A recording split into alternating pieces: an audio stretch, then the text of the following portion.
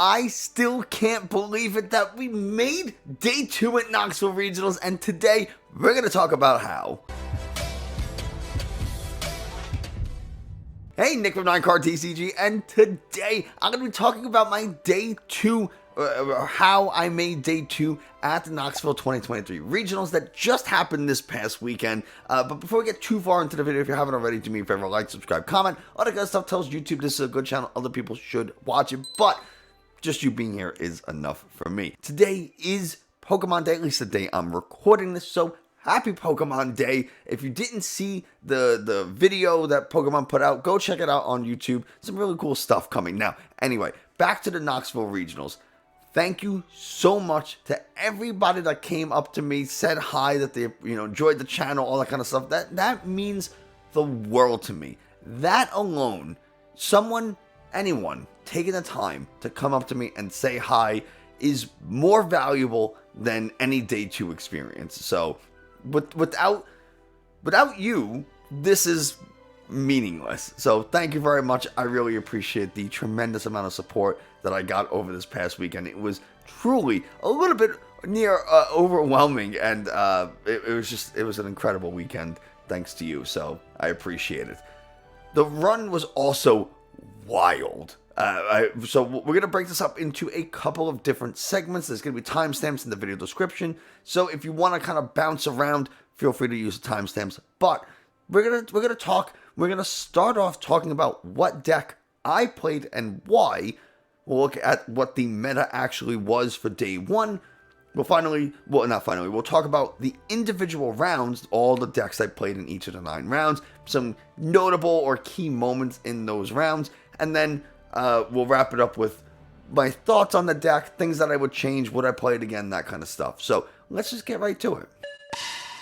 So the deck that I played, unsurprisingly, is Urshifu. I played Single Strike Urshifu VMAX with Lugia.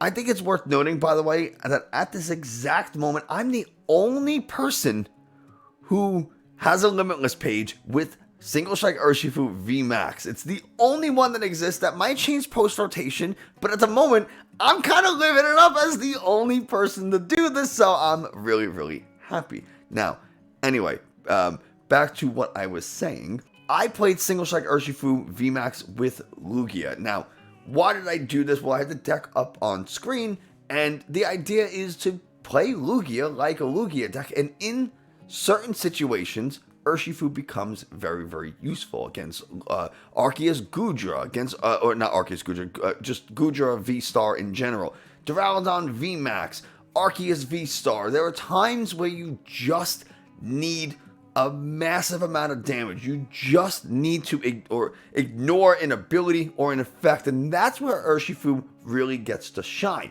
Now, I am not exaggerating when I say that Urshifu VMAX was the MVP of my entire day 1. I used Gmax 1 Blow way too many times during the entirety of day 1 for it to not be the MVP. So, everything in here, for the most part, really served its use. I used pretty much every single card. There's a couple changes that we'll talk about at the end of the video, but for now, this is the deck that I had. The general strategy, especially going second, is get that Professor Burnett. You can see between the Marnie and the Judge. Get Professor Burnett. You can do that with Lumineon, and then just discard the Archeops and just be ready to set up. Going first, for me personally, is preferred with Lugia because it just helps you set up a little bit easier. You can evolve quicker. The Pumpkaboo and the Lost Vacuum were super, super necessary as well because people did play Path of the Peak and Temple of Sinnoh, so without those, would have been in a little bit of trouble, especially in those matchups where you want to use Urshifu. Doesn't matter so much for the Lugia unless you're relying on the powerful Colorless energies, but whatever. Drapion, obviously useful against Mew.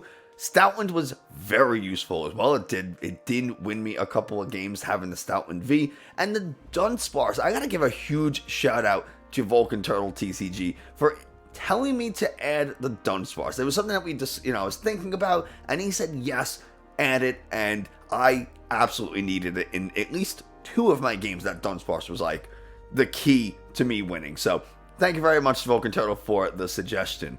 The rest of the deck is pretty self-explanatory. We got a couple of Serenas, a Boss, a Judge, a Marnie, Irida to help find a particular item. We need that one choice belt. Yes, I did use that one choice belt. Just random stuff that you might need to get. You need Irida for a quick ball so you can get Luminion, or Irida for an Ultra Ball so you can find Lugia V-Star, or your Urn of Vitality, your quick ball to get the Pumpkaboo, or a Lost Vac, like whatever. That Irida is actually really, really useful. So this is pretty much the deck. There's really not too much to say about it. It's Lugia with Single Strike Urshifu. I mean, most people know what they do by now. Urshifu is... The shred is incredible, but we already talked about it, so that's the deck that I played. But what was the actual day one meta like? What were other people playing at Knoxville? So this is what the day one meta looked like. There were 1,139 players total. 28% played Lugia. You got 18% playing Lost Zone decks. Just under 12% playing Mew. 8% playing Regis. 8% playing Vikavolt, and 5% playing Gudra V-Star. Most of these seem to check out, right? Especially the top 3-4 really it's what you should expect to see. Vikavolt being 8% did surprise me a little bit. It was a lot higher than I expected, and even Gudra being so high up there was a little surprising. Obviously, I fall into the Lugia category, but whatever. There were 28%, 21% of people playing something other than these 6 decks. And we had a total player pool of 1,139 masters. So a lot of players and a lot of Lugia. So what did I actually encounter during the day? Well, let's talk about it. So round 1, I went against a Lugia Blissey deck, which for me is fantastic, right? Being able to just blow right through Blissey was really cool. The idea that my opponent had was to try to tank and heal with the Blissey, use the Lugia to set up and get things like powerful colorless energies, V-Guard energies onto something like a Blissey. Pretty annoying to deal with, especially when they have things like Hyper Potions, they have V-Guard energy, Radiant Gardevoir, all those kind of things to reduce the amount of damage that a Pokemon takes. But honestly, Single Strike Urshifu really came in clutch because Impact Blow will do way more than enough to knock out a Blissey V. Round 1, pretty easy. There wasn't really too much of an issue. I could G-Max 1 blow a Lugia V-Star and knock it out even though it has resistance. I can use Lugia V-Star with a bunch of powerful colorless energies to knock out a Lugia V-Star. So really not that many issues. Round 1, pretty smooth. Moving on to round 2 though. Round 2 was like this single prize Flaffy box that I was not expecting to see at all, and I just wasn't really able to ever get set up. They used the single prize Zekrom that would paralyze, so if I tried to use my Lugia or Stoutland, they would just paralyze it and keep it paralyzed locked. I did, the night before, remove my Bird Keeper, and this is like the one matchup where I'm like, Bird Keeper would have been super nice, but I had, you have to make some decision somewhere and cut something. So for me, it was the Bird Keeper. So I did lose both of my games to the Flaffy box. This particular build of Lugia Urshifu doesn't really handle a lot of single prize decks too well, with the exception of maybe some Lost Box. But anyway, didn't do super well. Round 3, I was expecting, of course, to hit Lost Zone decks. It's just what you expect, but I was more expecting Lost Zone Rayquaza or Lost Zone Gudra than I was Lost Zone Kyogre. So I didn't run a Manaphy because I wasn't really expecting Kyogre. That was a mistake on my part because naturally I hit Lost Zone Kyogre, piloted by an incredible player, by the way. It was very nice. Despite losing those games, enjoyed myself, and Lost Zone Kyogre, you have to really be on your game with that and really sequence properly. I will say, just conversing with my opponent there, like I had to triple check 3 times, like, just to make sure that I had the proper number of cards in deck and energy so that if they do enough damage, they don't deck themselves out, things like that. And if I did have a Manaphy, they did admit, whether they were just being nice or not, I don't know. I do think it would have been significantly harder, but I don't know if they would have just lost if I had a Manaphy, though that is what they said. I'm sure they're prepared for Manaphy, right? It's a card that decks have. to specifically to deal with Reggie's and Lost Zone Kyogre, but I didn't have it, so I didn't really have to worry about it. So took the loss there, and round 4 going to Arceus Duraludon, which for me was kind of easy, right? You knock out the Arceus easily with something like a Lugia or an Urshifu, and then you can get through the Duraludon VMAX's Skyscraper ability with Gmax 1 Blow. Normally, a Lugia matchup can't. It's really hard to deal with Duraludon because of things like Temple of Sinnoh. They'll turn off the Aurora energies for a Yveltal. They'll turn off the powerful Colress energies, so it's a little harder to knock out Arceus V-Stars. They might run things like Path of the Peak to just turn off Summoning Star at all, so you can't use it. Things like that. They really try to make it hard for you to knock out their Duraludons. But Urshifu doesn't really care. Urshifu's able to just go straight through Duraludon VMAX's ability, and I just take the knockout. And it's something that you don't really see Single Strike Urshifu VMAX too much, so people forget about it. People forget what it even does. And my opponent, when I declared Gmax 1 Blow for the knockout and effectually game, my opponent was like, you have special energies attached. And I was like, yeah, I know, and it doesn't really matter because I ignore your ability. So they did run Temple of Sinnoh, which was kind of annoying. So had to deal with the Temple of Sinnoh, but I do have the Pumpkaboo, Towers of Darkness, and Lost Vacuum to get those pesky temples out of the way. So now we go into lunch after round 4, and I'm sitting there at 2-2. 2-2 is a pretty difficult record to have going into lunch because it means a single loss for the rest of the day means you're out of day 2 contention.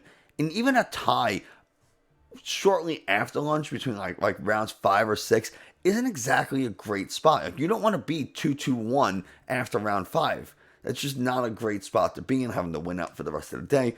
So I was my back was against the wall, and here's where I think my mindset really came in clutch.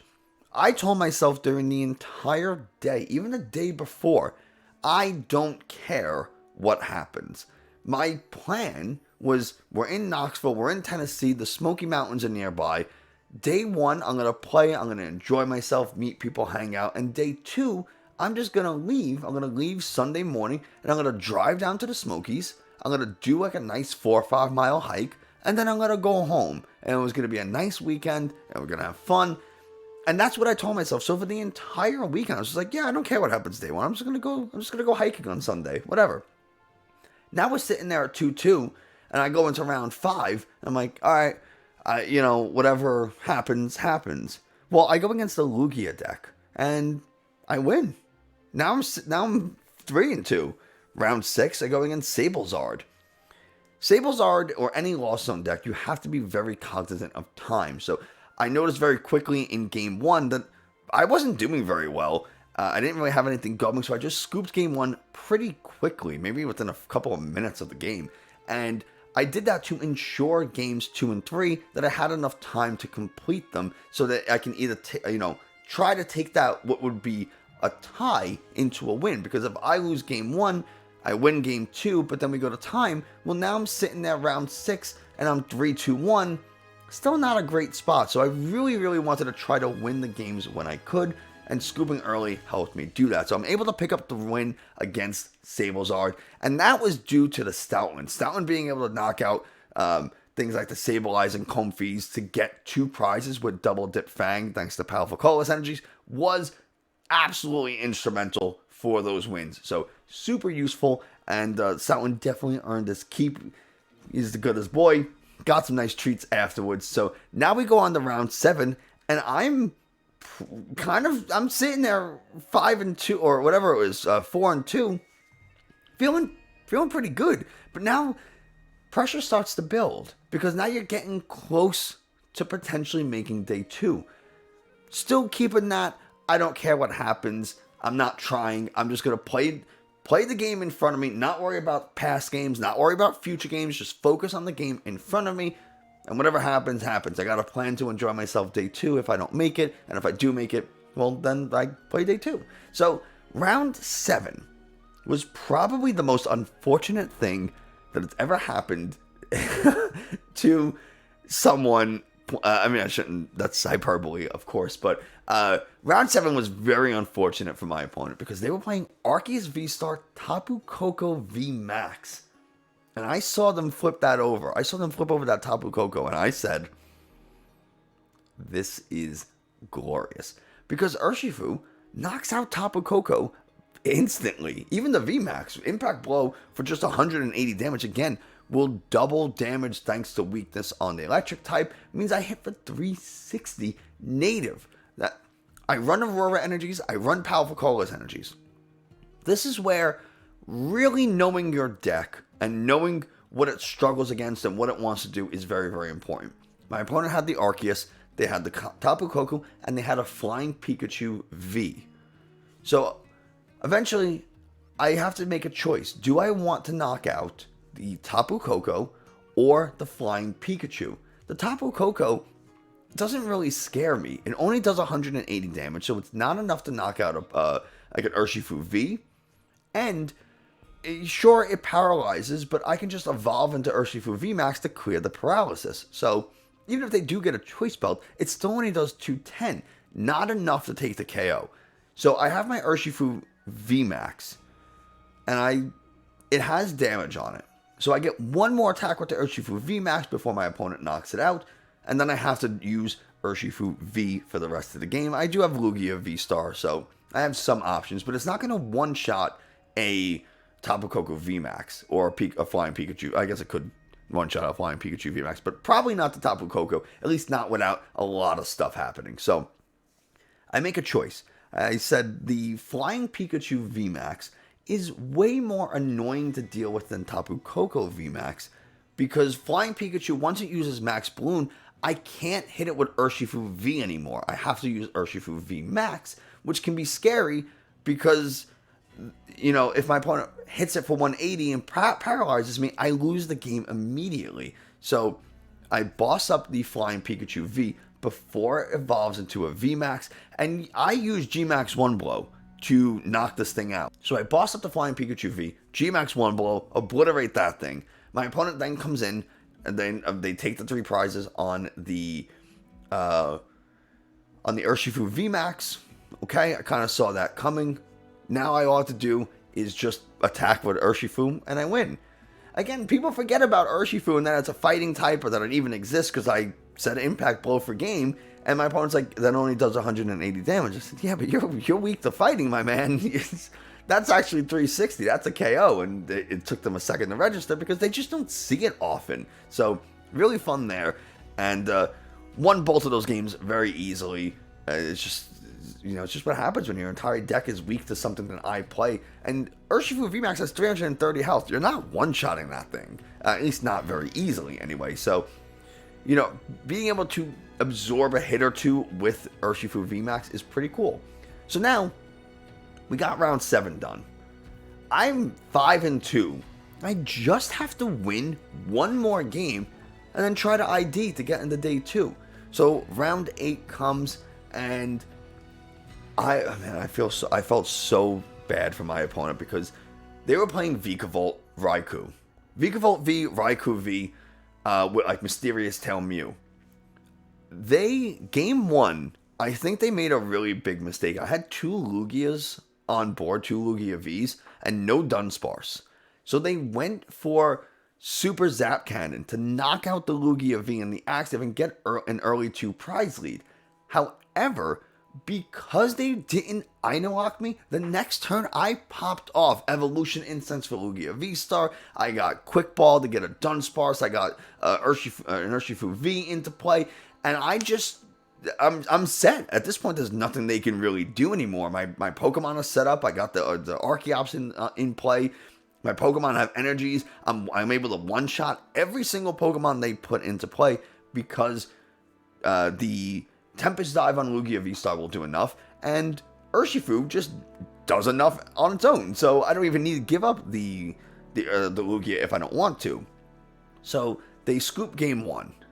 Game 2, we're both having some trouble setting up, and I have a Stoutland and a Lugia, and my opponent just whiffed the KO on the Lugia because I hadn't gotten my Dunsparce out yet, and they were ready to attack with the Raikou, which does double damage. So they escape rope, and they just can't get what they need. They're just whiffing off of. They used 4 trekking shoes, by the way. All 4 trekking shoes. It was 4 in a row, which was I've never seen that before in my life. They played trekking shoes, drew into a trekking shoes 3 more times. It was wild. They just couldn't find whatever piece they were looking for. I don't know if they were looking specifically for like an energy search or an energy switch or a switch. I don't know which piece specifically they were missing. Probably the energy search to guarantee or find the lightning energy that they needed to attach to the Raikou.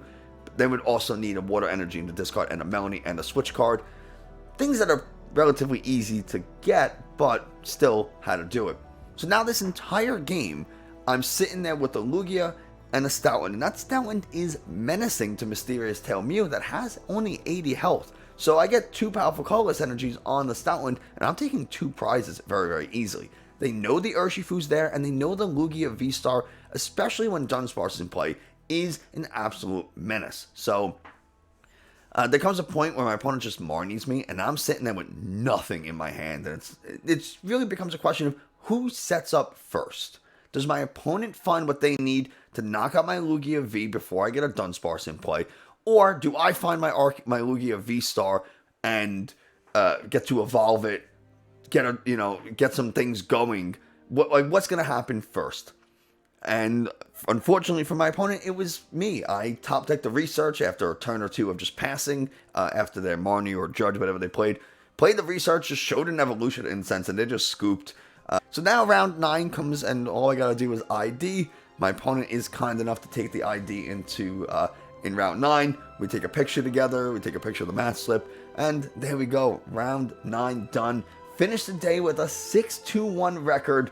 Going into day 2, just going from 2-2 to 6-2-1 was such an unbelievable feeling. I can't believe just all the support that I received from people online and in person as well. It was absolutely wild. Unfortunately, day 2 just didn't go the way I wanted. I got paired against 2 Mew VMAXs who, even though I have Drapion and Umbreon, when Mew gets going, there's really nothing you can do, especially when they go first. DTE Mew going first against Lugia is not a very good matchup.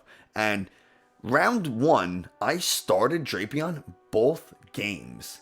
And that's just a really terrible spot to be in when they flip 3 cram heads and they're just drawing, and there's just nothing you can do to stop them when they're high rolling. Round 2 wasn't much better against the Mew, because if you don't set up immediately and or go first, like my opponent went first, and the second Mew I played, my opponent went first, they won. Then I chose to go first, I won. Now my opponent chooses to go first, they win. It was really just kind of annoying. I did feel like I just kind of lost because I lost a coin flip against a particular matchup, which really stinks. And yeah, that was my day 2. I went 1-2 on day 2. So after that, I was 7-4-1, and I said, you know what? Not going to probably do much better. I'm just going to drop 7-4-1 is good enough, making day 2. I finished the day at 111th out of 1,139, so it puts me in the top 9 or so percent. And I ended with 40 CP, 40 championship points, so really, really cool. I was very happy with my result, and we'll just talk about, would I play this deck again, and if I would, what changes would I make? And the answer is absolutely, yeah, I'm gonna play this deck again. I've been saying for the past 2 weeks that I'm gonna play this deck to Knoxville. Probably gonna play it to Charlotte and or Hartford. I don't know. Hartford I might play VGC just for the hell of it. But for Charlotte, I already registered it for TCG. Probably gonna play this deck again.